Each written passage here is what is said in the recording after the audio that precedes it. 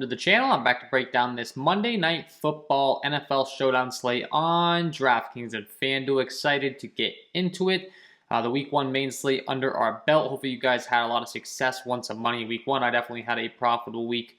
A little bit of a sweat for a tournament takedown. Wasn't quite able to get there, but at the end of the day, we'll take the profit. So excited that football is back and excited to get into this Monday Night Football Showdown slate. Get you guys some strategies that can help you get you in the green, win you some money. Of course, that's always the goal here on this channel.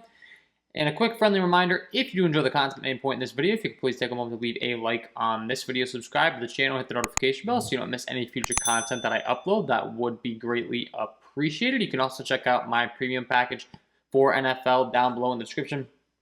I offer MLB content as well. That's coming to an end over there, but if you're interested, check it out. I would highly recommend it. It's going to help you become a much more profitable player in DFS. And I'm also going to be adding some improvements to that DFS NFL package in the coming week. I'm very excited about things like a top stack tool, ownership projections, etc. I've been looking to get in there as soon as possible. I think I'm going to be able to finally make that happen. So, with all that out of the way, let's get to what you guys came here for, the important stuff. Get you in the money of this Showdown slate. We're going to start with Draftkings in the first half of the video, and then we'll make our way over to Fanduel. Slightly different format on the two websites. On Draftkings, you do have the captain spot. You have to pay for that inflated salary in the captain spot, and you get 1.5 points.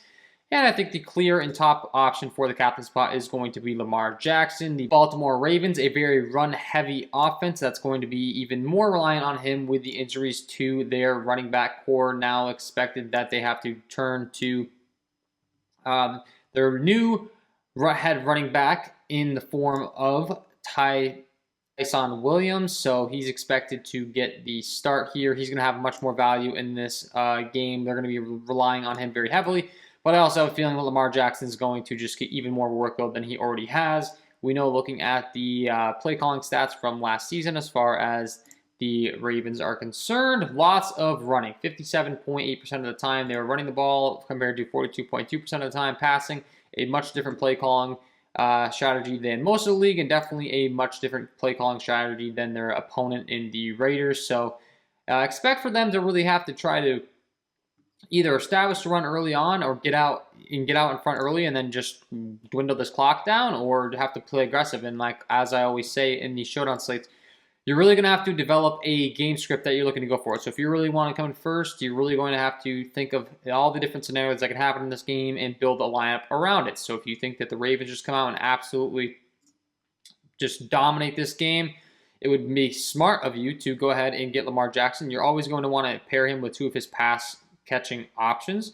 Mark Andrews at the tight end position, one of his top guys. You could make an argument for Marquise Hollywood Brown as well. And then, of course, if you were really thinking they're going to dominate, you could just load up on the Ravens side. So you put in the defense, you could put in the kicker, and the whole onslaught strategy, as we like to call it, with Justin Tucker. And then I would make an argument that if they're really going to dominate, the chances are there's going to be someone on the other side that's going to have a rather big game, whether it be in garbage time or whatever, because they're going to have to throw the ball to them. So obviously Derek Carr, if you can fit him in, but for the sake of this build, let's just say we think that one's going to be Henry Ruggs. We throw him in, and that could be a lineup you could look into for an onslaught strategy. So that's an example if you think the Ravens are going to really dominate. If you think it's going to be a back and forth game, whoever you think is going to be at the top, most dominant guy, maybe you think that Derek Carr has a big game, so you put him in your captain spot here. And then you put two of his pass-catching options. Maybe you think he's going to pass it out of the backfield to Josh Jacobs quite frequently.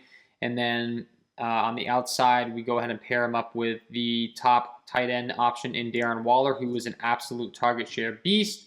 Last year, something I want to break down for you guys for sure is the individual target share. And Darren Waller has a big involvement in this offense. A 28% target share headed his way as far as the times he was targeted. That's pretty much a third of the time the ball was going his way last year in this offense, so that's obviously very important to be taking a look at. And then as far as Marquise Hollywood Brown, he had a big target share last year, so that's kind of the obvious guys that I'm looking to in this one for sure. And then when you're looking at the running backs, there's a very clear top option in Josh Jacobs as far as the Raiders are concerned. Yards created per game was very impressive last year with a 29.7% rate there.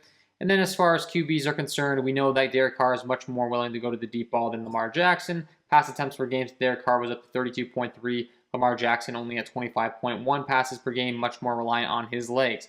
Then you also got to look at the red zone attempts. Derek Carr attempted a lot of passes in the red zone last year, which of course is always going to make us happy. So if you're going to him, feel good about them passing early and often, and then once they get down near the end zone, they're not afraid to throw it either. So that's kind of an overall breakdown of what you're looking to for both of these schemes. And like I said, I think both the tight ends are going to be tremendous plays on this showdown slate. As far as my favorite captain options, you're really going to have to look at the big upside plays. And like I said, game script's very important. This game does have a 50.5 over-under, a 4-point spread in favor of the Baltimore Ravens, so it is expected to stay close. But I mean, the Ravens have a 27.25 implied total, and the Raiders have a 23.25 implied total. So that would tend to line up with the fact that the Ravens are going to get ahead. They're going to be playing ahead, and on the other side, the Raiders are going to be playing from behind. So if you're matching that game script, it would make sense for, maybe exactly the build we were just going over. Derek Carr is going to be throwing a lot coming from behind. You pair him up with some of his big options, like I said, Darren Waller. And then you have Lamar Jackson, Mark Andrews, the new running back expected to start up in Tyson Williams. I gotta remember how to say his name. Tyson Williams, I believe. Sorry if I'm pronouncing it wrong. But you get the point. These three have really big games, but then at the end of the day, Carr's throwing a ton, and Waller and another running back option end up being the ones that you really need to top your ceiling. So have a game script made up in your head. If you think it's going to be a low-scoring game and you think both of these defenses are going to dominate, you can definitely throw in both defenses and both kickers.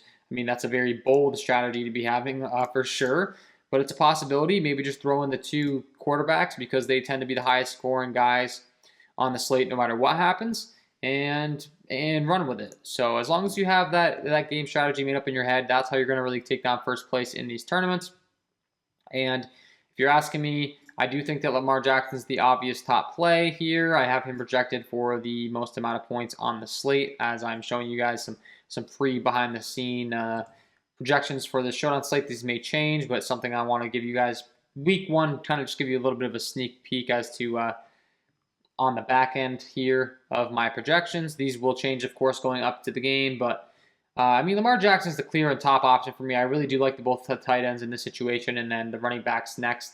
Ironically, the wide receivers really don't grade out to be that great of plays. Marquise Hollywood-Brown would be the top one with his deep running ability, but as we stated, Lamar Jackson does have a tendency of running on the ground quite a bit, so you can make an argument of him maybe getting a fade. And then when you switch over to Fanduel, a bit of a different format. They have the MVP slot, and then you have 1, 2, 3, 4 flexes.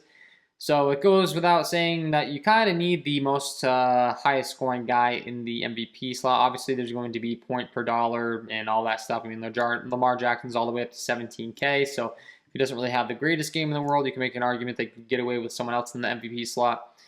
But I tend to think whoever's scoring the most points, you're really going to need in there regardless. If you put Lamar Jackson in at 17K, you still have 10,000 per position. Let's say we just put in the top 3 most expensive guys on the slate. You still have around 8,000 per position to fill out your rosters, and that's honestly not terrible. So FanDuel, pretty lenient on their price tags. I would make sure that you make it a priority of whoever you think is going to have the biggest game in your build, you put in that MVP slot. And there are different ways of doing it. And I would make an argument that you could differentiate yourself just by simply not having a QB in that spot. So if you have Darren Waller, who you think is going to score 2 tight ends, let's say in this script, you put in Derek Carr, the guy that's throwing him the ball, but Waller just has that much yardage and that much touchdown equity to where he's the top scoring guy in the slate in this build.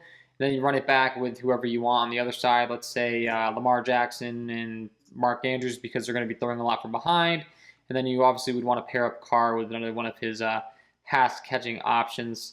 These options not really looking the greatest, so maybe we could rerun our build here, but for the sake of the video, maybe you can just toss in someone down here like a John Brown at 5K, a little bit of a cheaper option, and maybe he could fill out your rosters, except for the fact that he's no longer listed as being with the team, so that would not work, obviously. But just for the sake of an example, you guys, you follow me. probably want to be rostering guys that are actually expected to be out there on the field. But for the sake of the video and the sake of the build, to give you an idea of what I would be going to on this Showdown slate. And yeah, that is my overall advice for how to take down first place. Make sure that you're correlating your lineups. Get at least 2 pass catchers in with your QB. If you really think it's going to be a slug it out game, maybe not playing these QBs. I have a hard time seeing that with a 50.5 over under. So that is all for me for this breakdown.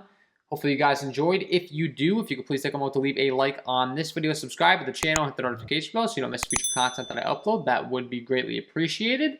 And look forward to seeing you in the next video. Good luck on Monday Night Football.